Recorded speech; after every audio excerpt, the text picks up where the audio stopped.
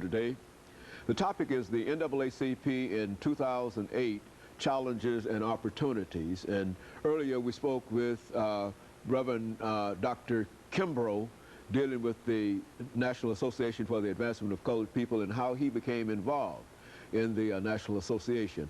And now we have with us Reverend Andrew Waddle, a student at Tennessee State University who is also involved with the NAACP as a member of the Tennessee State University chapter of the National Association for the Advancement of Colored People. And of course, Reverend Waddle, let me welcome you to the show this morning. Thank you.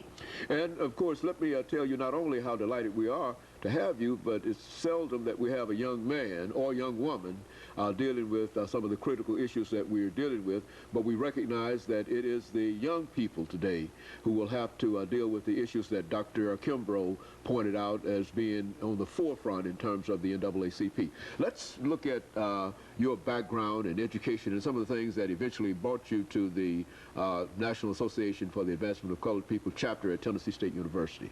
Well, I was born and raised here in Nashville, Tennessee.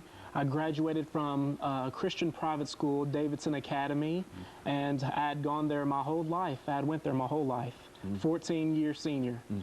And later on, when I received a calling, I wasn't sure if it was a real calling or not. I would know I was chosen to give a message, and it wasn't until later that I felt that I was truly called. But Dr. Kimbrough, who we've spoken to earlier, introduced me into the NAACP. And that's how I got involved into it in the first place. And what we really do in the NAACP as far as our church, we have NAACP church services. Sometimes they go on near Youth Day. And for instance, we have certain voting times, and we try to get everybody to vote on the same day and so forth. And one of the struggles at our church is getting more people to vote, especially the youth. Now, when I turned 18, I couldn't wait to vote because I know that voting equals voice.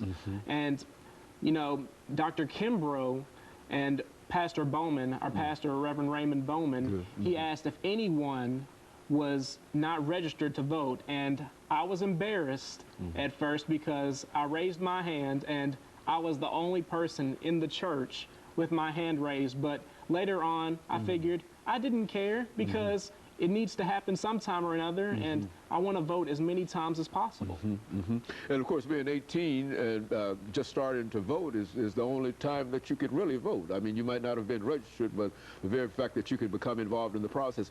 Now, what do you think, being a young person yourself, and understanding that up until this season, I think, that most young people were not that interested in the political process. What do you think that is the reason for that, and what can we do in order that we might be able to motivate our young people to understand how very, very significant the NAACP is, as well as the political process is, that they participate in the political process?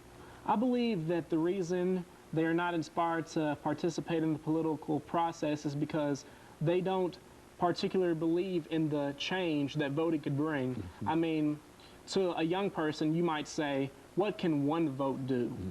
You know, I have my family voting, I have my cousins voting, I have my adoptive parents voting, you know, and I'm just a kid, I'm only 18 years old. What is voting really going to do? I believe that they do not vote because they do not see the big picture. If they would look at it, vote equals a voice, then it would change everything. Voting has to do with just about everything nowadays if you want a voice. We're having issues in school. We need funding for elementary school, high school, colleges. We have environmental problems and so forth.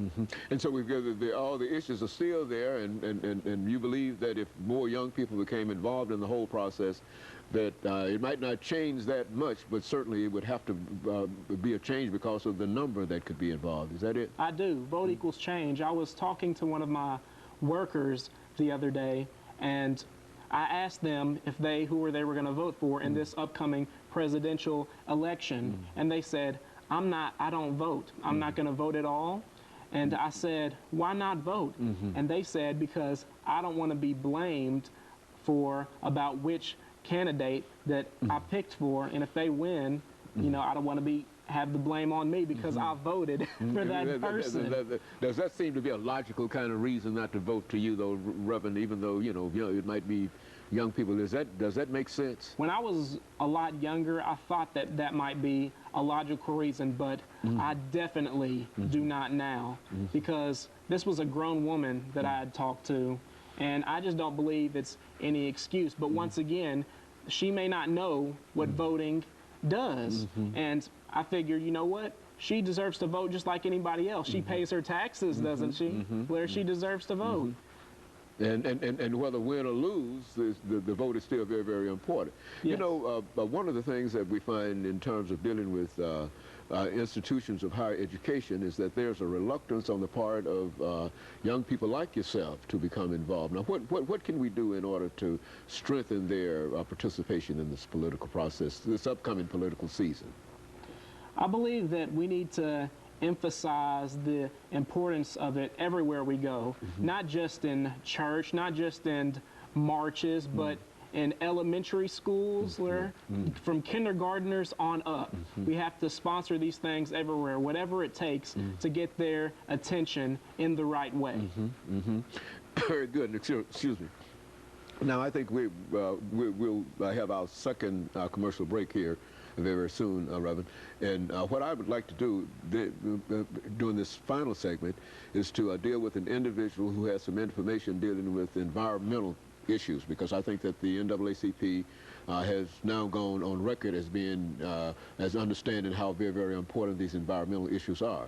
But in case that does not materialize, we would want you and Dr. Kimbrough to return and to sort of give us an overview, one from an individual who has been involved in this process for a long time, and another from a younger individual who has just become involved in it. And perhaps we might be able to get sort of an interchange between the two of you that would be helpful not only to the young people who become involved in this process, but would also be helpful to all of the others, perhaps even to that young lady whom you mentioned earlier, that felt that she didn't want to be responsible for whoever they might put in, and then to somehow make her understand that she's going to be responsible whether they win or whether they lose if she votes. And of course, I think that's what we want to try to do, to simply highlight the importance of the National Association for the Advancement of Colored People.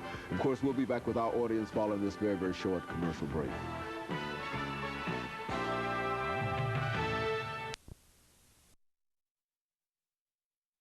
We again have been